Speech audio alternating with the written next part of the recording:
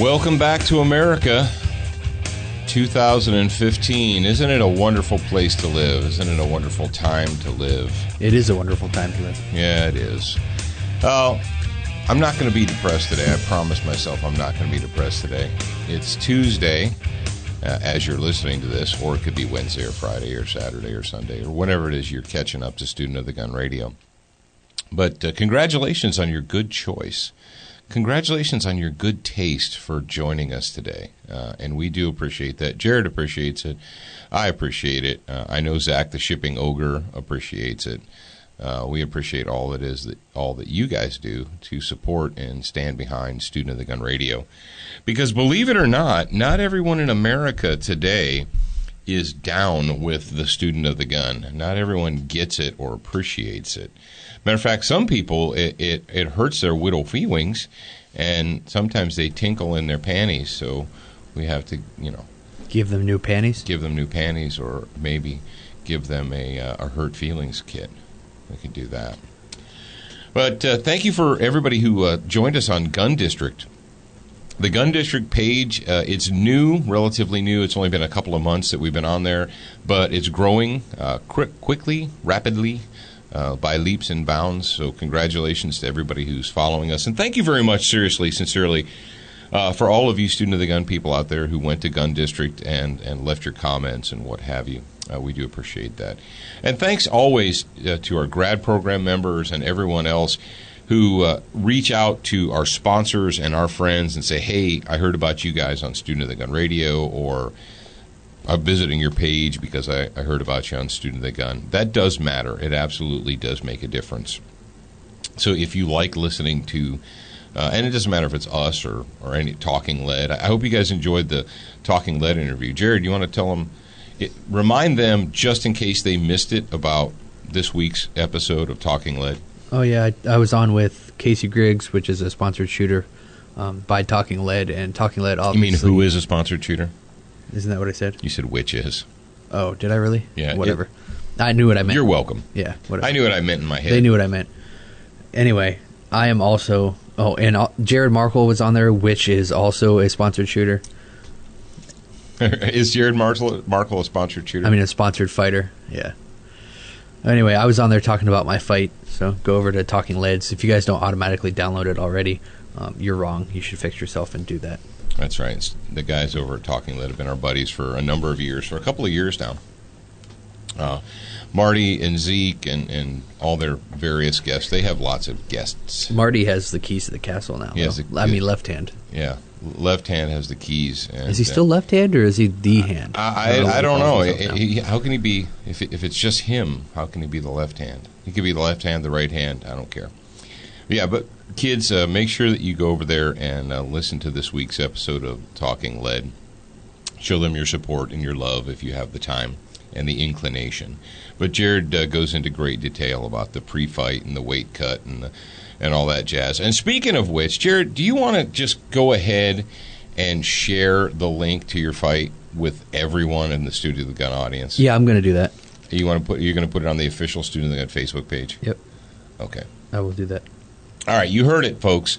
Jared is the WFC, the World Fighting Championships. They cut and edited Jared's fight, and they made it available via the World Wide Web on YouTuber. And, if you have Roku, you can watch YouTube on your Roku. Yep. If you have Xbox Video, you can watch YouTube. If you have a smart TV, you can watch it on Yeah, if you have a smart TV. And if you have a dumb TV, I don't know what to tell you. If you don't want to go to the Student of the Gun Facebook page and find it, then, I'm not even going to tell you how to search it. You just have to go to the Facebook page and find it. That's right. You need to go to their house and grab their mouse and move it around, move the little cursor and click on it. So if you're curious, if you're like, what's this jazz all about? Go to the official Student of the Gun Facebook page, and it will be there, and you can watch it at your leisure. It's the entire 15-minute toe-to-toe slugfest between Jared and Quentin Henry, and make your own decisions. Watch the fight for it didn't look as bloody, I don't think. Not on video. It didn't look as bloody on video as it did in person.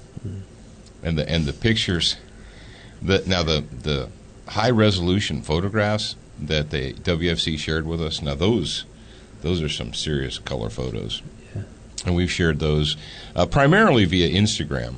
And Instagram is another place you can go to just daily catch up to all our cool pictures and jazz and whatnot. Roku. So you guys, I want to make sure, because I am remiss, Jared, we have a television show. And we do? We do, believe it or not. But we don't always promote it on the radio, which is dumb of us. I guess we're guilty of not talking about ourselves enough. But it cracks me up when people will send messages like, hey, where's this TV at? Or how do you watch the show? Or whatever. Apparently, I'm just not saying it enough. So I'm going to fix myself. And if you have the Roku TV adapter, it's app television. Here's the deal. Did you know they have actual Roku TVs now? No, really? Yeah, I was walking through Sam's Club the other day, TVs. and I saw a TV that said it was a Roku TV. That is the reason why, when it came to the app television, the 24/7 on-demand TV viewing, why we went with Roku first, and then we're knocking off all the other dominoes next. So we got Roku first, and then Amazon is up now. If you have Amazon Fire TV, you can watch Student of the Gun television material on demand 24/7. And, there's additional dominoes that are falling. If you're saying, I don't want to do TV, I don't want to do Amazon, I don't want to do Roku, I'm paying for internet, and that's all I want. Okay, cool. That is cool with us. Go over to full30.com, and Full30 is basically internet gun television. Larry Vickers is Vickers Tactical is there, and we're there as well as a bunch of other people. But Jared he's put a bunch of homeroom videos and television material up there as well. So give them a like or a thumbs up or a tag or whatever you do now. Whatever it is you kids are doing nowadays. Velocity triggers? You said, what? Velocity triggers? Are they designed for precision? Absolutely, they are designed for precision, and you can find them at velocitytriggers.com. If you have a black rifle, they have a trigger for you. What were we talking about holster-wise here recently, Jared? Weren't we just talking about some holster dealio? Oh, what was that? For the RPK? No. I want one for the C39 Micro. Yeah. It says Micro. It's got to be small, right? Yeah. There's, depends. Comparatively, I mean. Yeah, comparatively. That's the whole thing. Guys out there size is all comparative. When you talk about the C39 Micro, it says Micro, but, is it really small? I don't know. Make your own decisions. How do you get a C39 Micro? Who do you get it from, Jared? Oh, Century Arms. Oh, Century Arms. Is that the 100% made in the USA AK? It is. With a machined receiver that just gobbles up magazines. All of you AK shooters, and I know I've said this before, but I'm going to keep saying it because it's a miracle. Now, anybody who's ever used a stamped receiver AK and had to fumble with magazines, trying to get them in the magazine well, or, only certain magazines would fit, or you're sitting there with like sandpaper or what have you, or a Dremel tool, and you're polishing your mag well, trying to get the magazines going. If you're tired of doing that, just plunk down the cash and buy a C39 because it has a machined magwell, and it will gobble up every magazine you stick in it. The new polymer ones from Magpul, the Tapco ones, those waffle iron ones. Who else makes good? Oh, the U.S. Palm magazines, whatever. They all fit in there. It's good to go. Check those guys out at Century Arms. Now, Crossbreed Holsters is going to help you carry a gun. You should be carrying a gun. If you're not carrying a gun, I don't know what to tell you. But once you've made the decision that you're going to carry a gun... Oh, speaking of which, I didn't put that link in here, did I? No, about the dude blasting himself. Oh, no. That's not, I shared it on Twitter, but it's not in the Facebook page. That's why I forgot. I'm going to do that. You want to talk about that now, or are you going to have time? I think we can still talk about it. Okay. But, anywho. I'm going to go to studentofthegun.com right here, and then I'm going to click on the sponsors page so I can look at the sponsors. But then there's a little Twitter link on top. I'm going to click it, and it's going to take me to our Twitter page, and I'm going to pull that link for you. There you go. Good job. Good job. Speaking of all that stuff, Crossbreed Holsters is Super Tuck Deluxe most comfortable in the waistband holster you're ever going to wear. Check those guys out at crossbreedholsters.com. You want this first or last? Or Yeah, go ahead and drop it in last? right now, if you will. 'Cause I'm just going to go ahead and talk about this, and I'm going to knock it out. This situation, it just happened, I guess, last week. The link itself is from Bearing Arms? Yeah, I think so. All right, I'm going to go ahead and It clickety-click. said TCO on it because it's shortened it. But yeah, bearingarms.com. Man dies attempting appendix carry reholster in Milwaukee. All right, and we've got another Milwaukee story to share with them. This is Dateline, August 23rd, 2015. Looks like he does a lot of airsoft. Probably. Man dies attempting appendix carry reholster in Milwaukee. And essentially, the story goes, a 22-year-old Milwaukee man accidentally shot himself in the femoral artery around 11 p.m. Friday evening. This, of course, is 2 weeks ago Friday. It was actually the day after your fight, wasn't it? Or no, it was your day of your weigh-in, because this was reported on the 23rd of August. So about a little more than a week ago. He was attempting to reholster a pistol despite the best efforts of local trauma units. Timothy Fonese did not survive his wounds. According to the medical examiner, Fonese was apparently posing with a handgun, posing for pictures. When he went to holster it, a round was fired and entered his right groin area. Fonese sustained 2 penetrating wounds to the right thigh. There was no bullet recovered and found on the x-ray, so it was a pass-through. According, he developed respiratory distress during surgery and so forth. Here's the deal. He bled out to the point of probably irreversible shock, and they were trying to fix him up, and his body's like, yeah, we lost too much blood. Well, that's why I don't carry a gun without an external safety. Yeah. Did you know that? Yeah. Oh, but he was carrying a gun with an external safety. Oh, well, that's why I don't carry that holster. Oh, really? Okay. Now, let me see. It says, this is possibility, according to the author of the story, it says it's possible that he was carrying a Springfield 1911, but it says it was a Springfield .45 caliber pistol.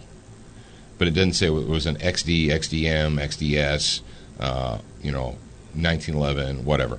Folks, this is sad that this happened, but I'm going to tell you, the gun audience, the gun culture audience is missing the point by and large. Now, of course, students of the gun who shared this with us are like, hey, this guy apparently, did not go to school and so forth. They did not go to a student of the gun type class or tactical response class or gun sight class or anything like that.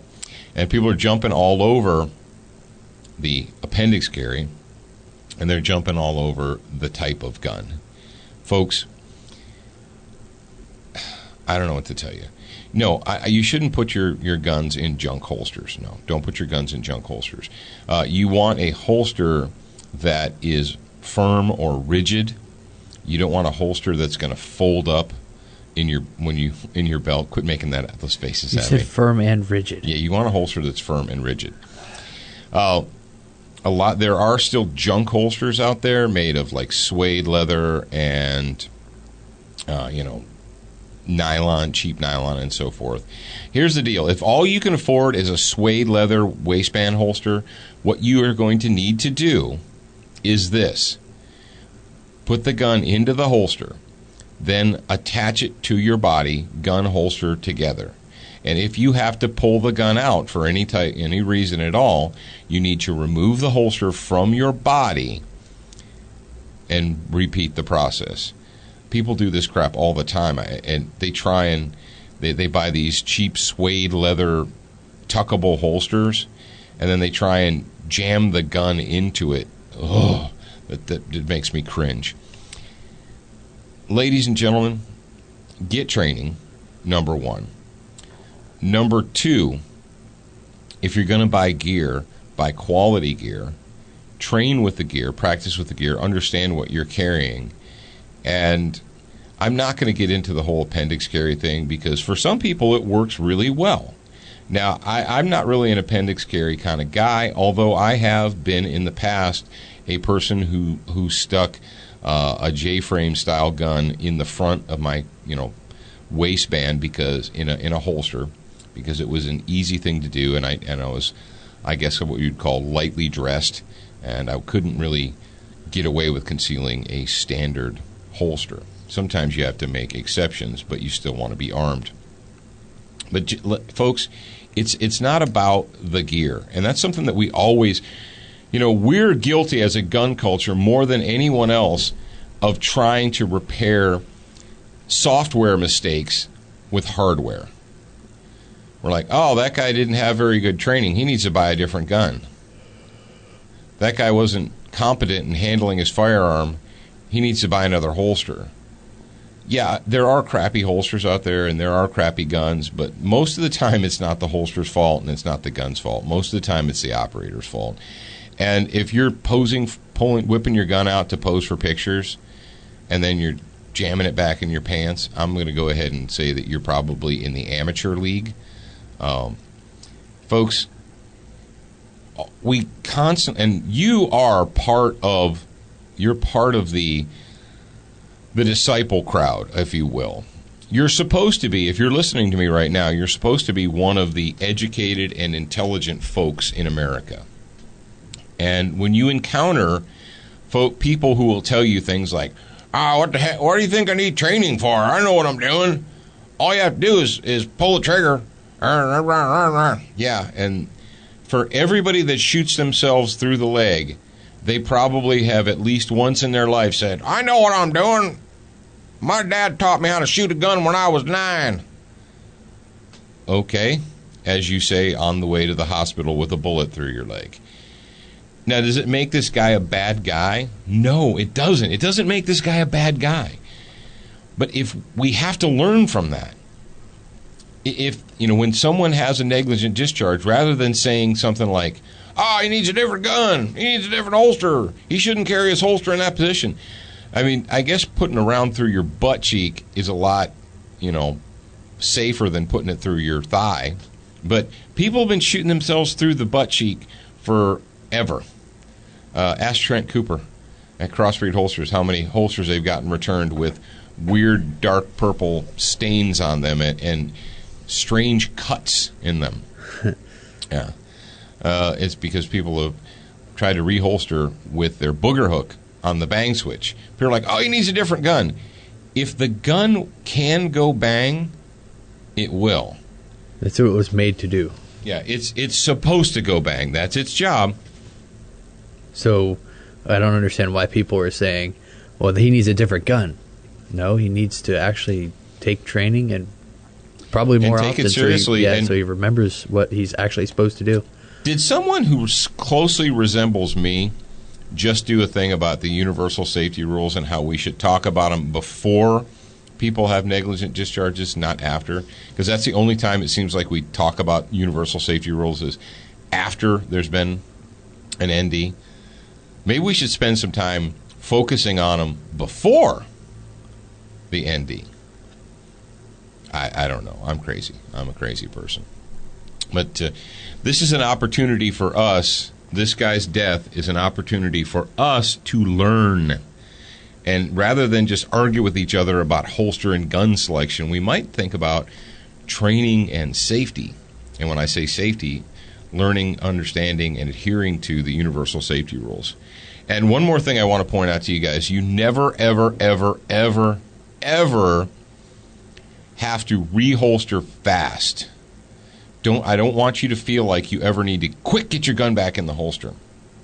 If you have to free up your hands immediately because you just have to have both hands because it's a crisis emergency, rather than try to jam a gun back into a waistband holster and risk putting a bullet through your own body, what I would say is this: drop it. Well, I'm not going to drop it. It's like, dude, if you try and rush that gun back into the holster, you're playing with fire. If it's a crisis, we're like, what if I have to have two hands immediately? Okay, if you have to have two hands immediately, drop it. Yes, I gave you permission to drop it. But if it's not a crisis and you're not an emergency, stop rushing your guns back to the holster. You know who's terrible about this? I'm going to call you suckers out. Competition shooters. I was going to say cops. Well, cops too. Cops are terrible about it, but we're trying to train that out of them. Competition shooters race back to the holster. Go to a match sometime and watch guys. They race out of the holster, bah, bah, bah, bah, boom, and race back to the holster as fast as they can. And so everybody thinks that's what you're supposed to do. And they try to race back into the holster, and they end up shooting themselves, which is generally not the best thing in the world to do. Just saying. All right, moving on. Let's talk about Naji the Thug. Naji the Thug.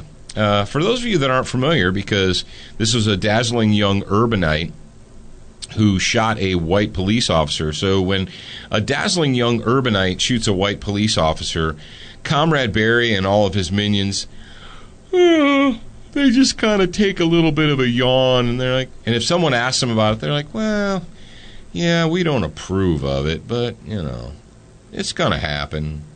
We don't really care. Because apparently the white detective that was shot by Naji the Thug didn't look like Comrade Barry's kin, didn't look like his son, or could have been his son. So, and, you know, quite frankly, this doesn't really help us with our gun control agenda when somebody who shouldn't be in possession of a handgun anyway, because A, they're a felon, and B, they're 19, shoots a police detective. That doesn't really help us sell gun control.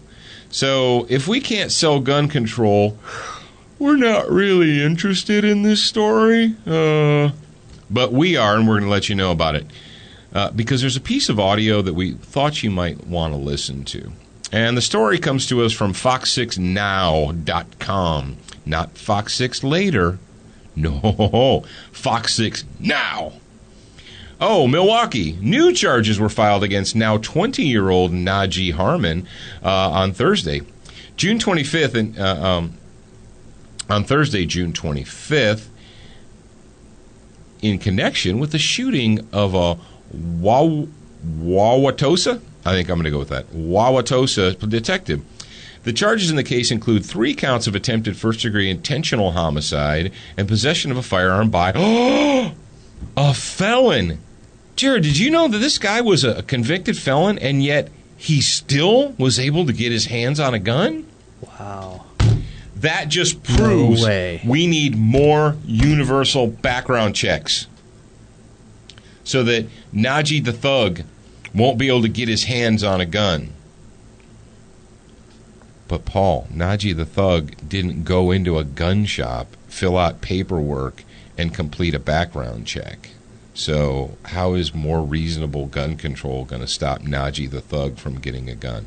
Stop confusing me with logic. Naji the Thug is accused of shooting and wounding a Wauwatosa detective, Jeffrey Griffin, last Friday morning, June 19th, and an incident, yada, yada, yada. Yeah, so here's what we got. We've got a multiple-time loser. We have a convicted felon, and you're like, now hold the phone, Paul. I know you just said that. You're like, hold the phone. Shut the front door. This guy is a felon with multiple previous felonies. And you might be saying to yourself, I'm a resident of the greater Milwaukee area, of the glorious state of Wisconsin. Why is this guy walking around free?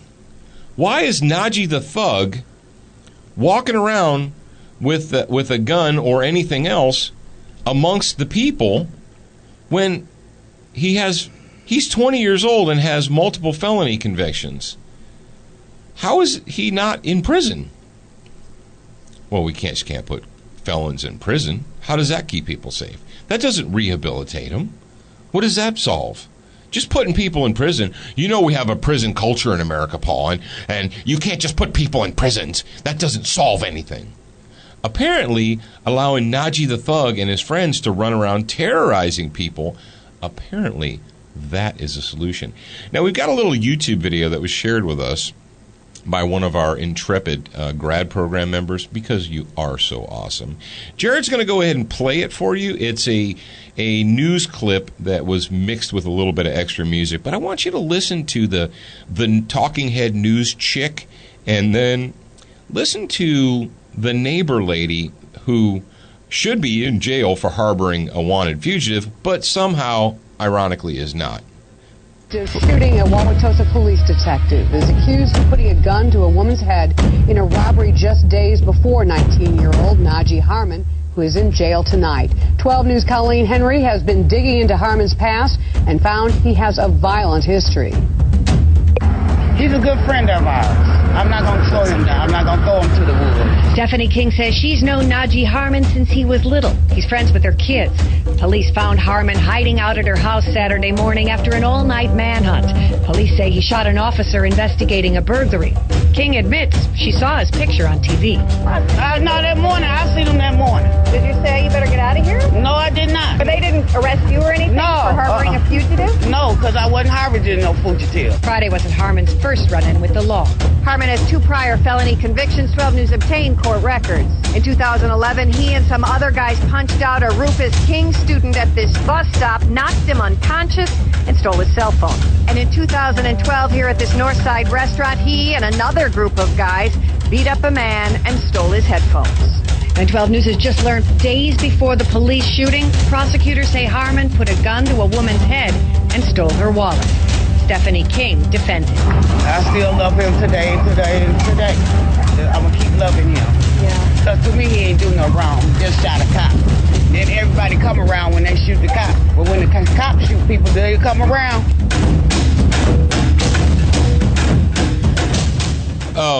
Did she just say he ain't do nothing wrong, he just shot a cop? Or did I have some stupid in my ear? There was definitely some stupid going into your ear. He say he ain't do nothing wrong, he just shot a cop. They always come around when someone shoot a cop, but when the cop shoots someone, maybe it's because the police officers are shooting the criminal vermin in your neighborhood there, whatever your name is, you worthless oxygen thief. And you're like, well, Paul, this is just one individual person. Is it really one individual person?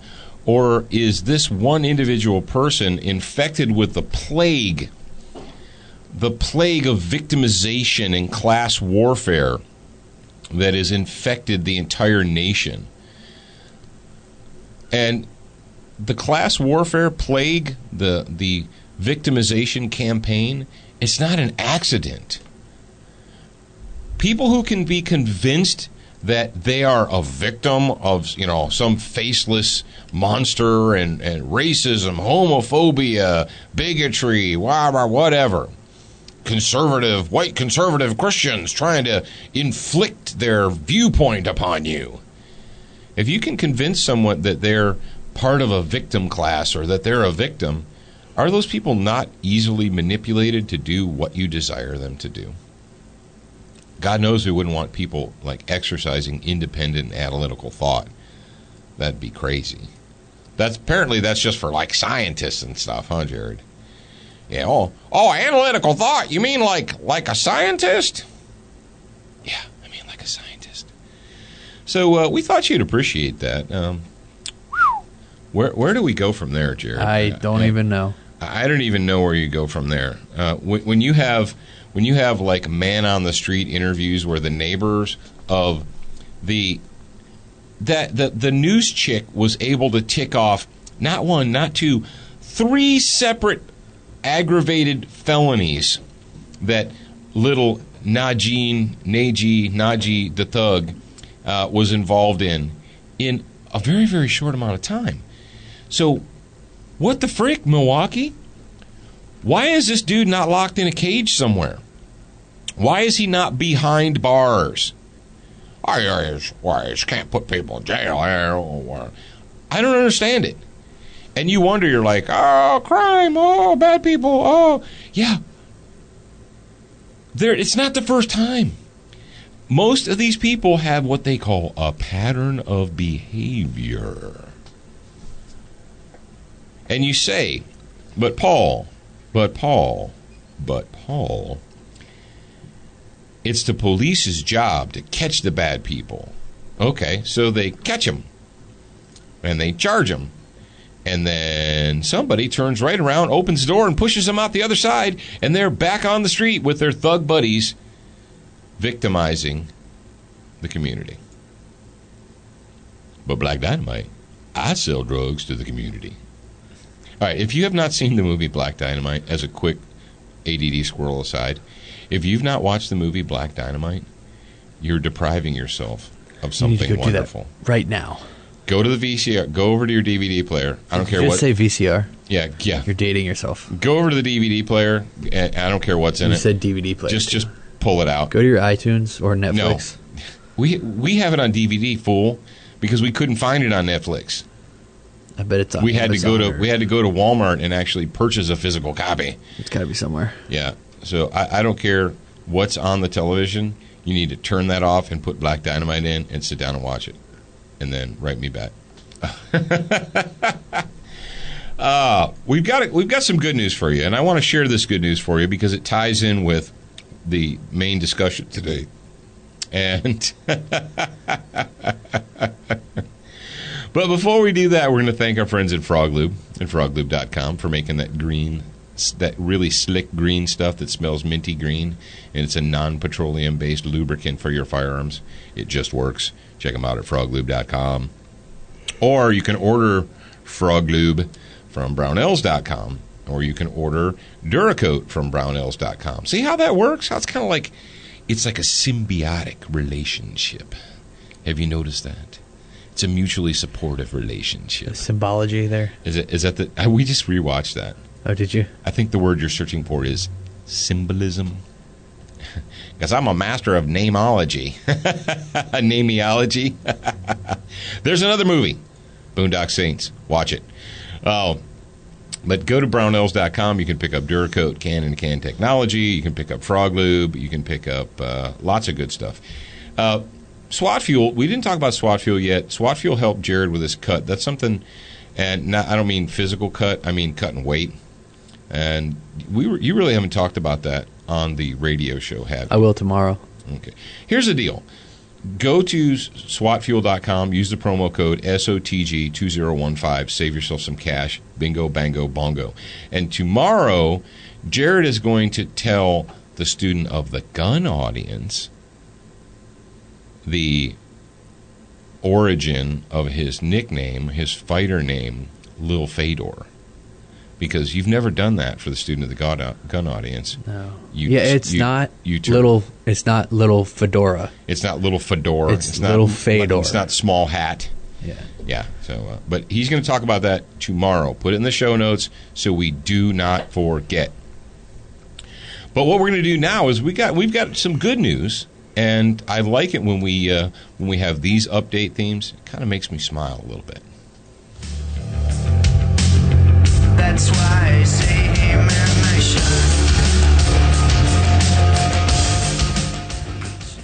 A good shot, man. This story comes to us from Breitbart.com. And the story is 14-year-old uses rifle to protect siblings from alleged home invaders. Thank you for putting alleged in there so that we don't hurt anyone's feelings. You ever notice that we're always really super concerned about hurting the feelings of criminals and felons and puke faces?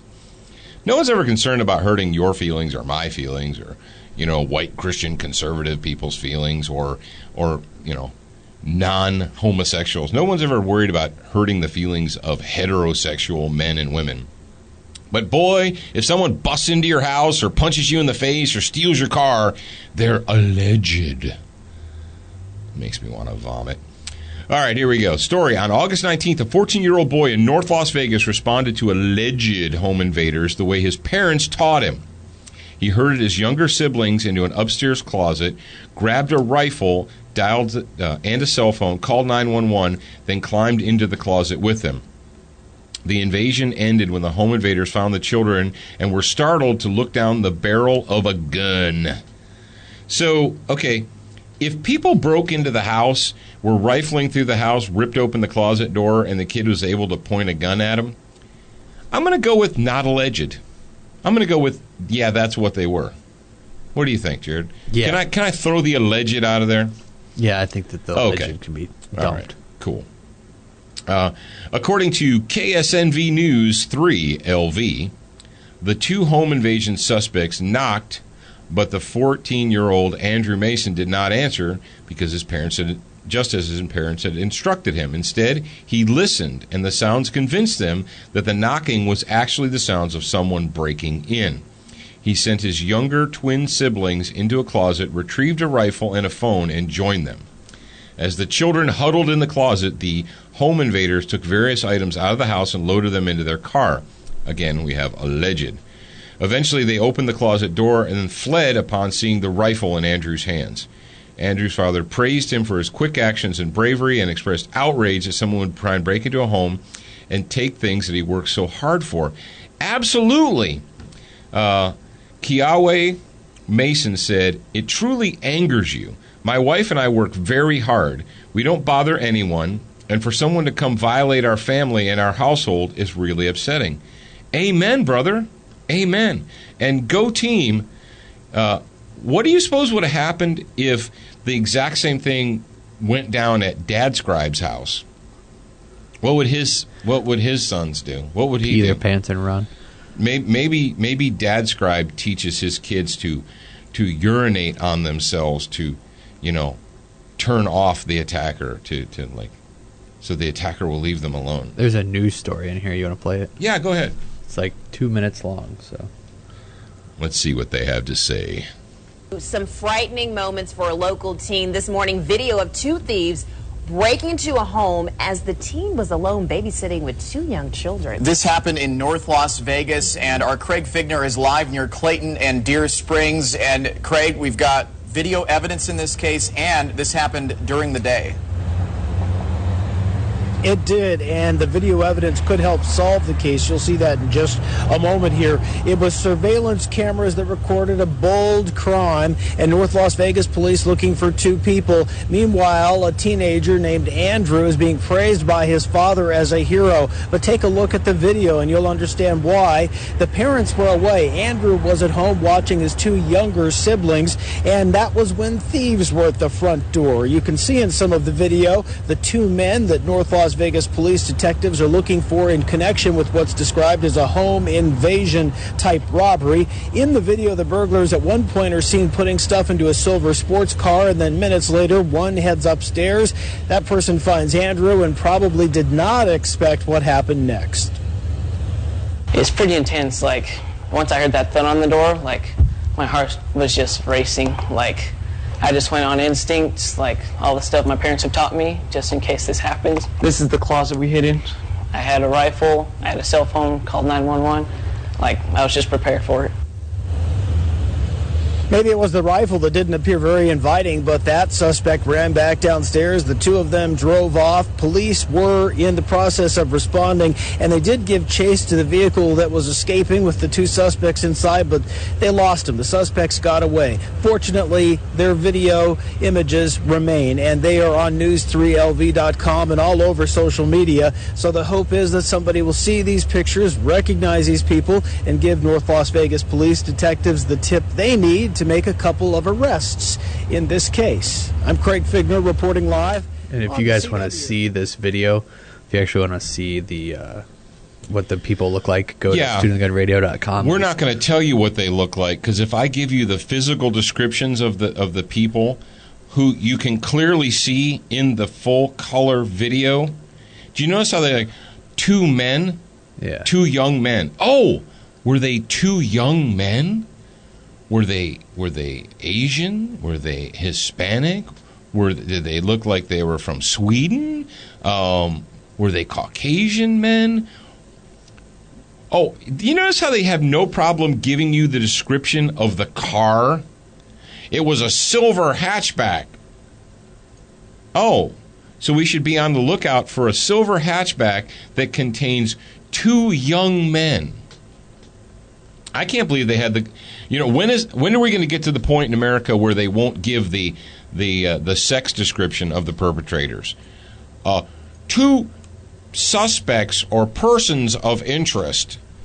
But don't you have really good pictures of the suspects? Would you care sharing with us the physical descriptions of the suspects? And you're like, Paul, I can just watch the video. How many people don't have the video to watch? How many people just read like the first paragraph or two of the story? And if they're not getting it there, where are they getting it? And I'm going to ask you this. You're intelligent people. Do you think that after giving the description of the vehicle, the color and the make and model of the vehicle, that the reporter just forgot to give the physical descriptions of the home invade? Oh, I'm sorry, the alleged home invaders. Well, they broke into the house and they started stealing stuff, but we're gonna call them alleged. It's insulting. Good job for this 14-year-old kid. Rock on. And it's too bad that somebody wasn't there to drop the hammer on these turds, because let me tell you what, you're like, oh, but Paul, with my reasonable, rational brain, what I'm thinking is, these kids these teens, young men, whatever, these scumbags, well, they almost got caught, so they're probably super scared now, and they'll never, ever do a bad thing again. They've been scared straight. Really? Do you think that? Do you really believe that? Or do you believe that because these scumbags didn't get caught and had no punishment applied to them, that they're basically out there right now, as you're listening to me, either committing or plotting to commit their next home invasion, burglary, robbery, whatever? What do you think? That's a good point, Paul. That is a really good point. Exactly. That is a really good point. Which brings me to my last point of today. And I'm going to ask you guys this. What are you going to do to protect your family and your community when the police are all gone? Well, what are you talking? Police aren't going anywhere, Paul. They're not going to be all gone. No, they might still technically be there. What's going down in the United States of America today? What are we teaching law enforcement officers? To hesitate. We're teaching them to hesitate. We're teaching them. They're learning this thing called defensive policing, which is an excellent article on the Student of the Gun blog that you should have read. If you didn't read it, you're wrong, so read it. What are you going to do when law enforcement officers, as a rule, say, you know what, I'll clock in, I'm going to go get in my car, and I'm going to drive somewhere, and I'm going to run the clock out. I'll wait for a call. You call me, I'll head there cautiously. That's wrong, Paul. No, that's bullcrap. The police can't do that. They need to be on the spot exactly where they need to be when I need them there. When I call 911, I want them there now. I want them there before I call 911. I want them out there proactively catching criminals and getting them off the street. You're so funny. You cannot be a proactive police officer in America in 2015. When I became a police officer, I learned this little thing called profiling. Shut up, you wimp. Go pee in your pants somewhere else. No, I knew from watching people and paying attention those that were dirty or most likely to be dirty and those that weren't. I'm going to give you a fantastic example. Minivans. When I became a police officer, what I discovered was that that minivans, by and large, contained good people. People that weren't dirty, didn't have warrants, they had their driver's licenses, they weren't drunk. Generally, minivans contained really good people. Cars with lots and lots of equipment violations, headlights out, cracked windshields, broken off side view mirrors, broken tail lights, no brake lights. Cars like that generally contain people that were either drunk, had warrants, had no driver's license, had multiple, or you could have somebody that had no driver's license and an active warrant at the same time, and currently was drunk. He's like, well, Because when you go out and you pay attention, you learn these things. You learn which areas you need to pay closer attention to. You get out and, when I worked for a community, I worked as a municipal officer. So I would get out and I would go around on foot and I would talk to the business owners. I would stop in the local restaurants. I would walk into the grocery stores and all of that. Cops aren't going to want to do that anymore. If I was a cop, I wouldn't. I would look at every single person as a prospective bad guy. And car stops, officer stops to help a guy in Louisiana who's got a broken down car. Guy shoots him. He's like, oh, somebody's broke down there in a ditch. I'm going to get out. Hey, you need some help? Guy pulls out a gun, kills him. Police officer standing in a gas station, putting gas in his car, gets assassinated, ambush assassinated. 2 officers in New York sitting in a car. Guy walks up, empties a gun into him. Because why? Because they're not black and he is. Shut up. It happened. It's a fact. Deal with it. A white police officer stops a very large, strong man from beating the crap out of him.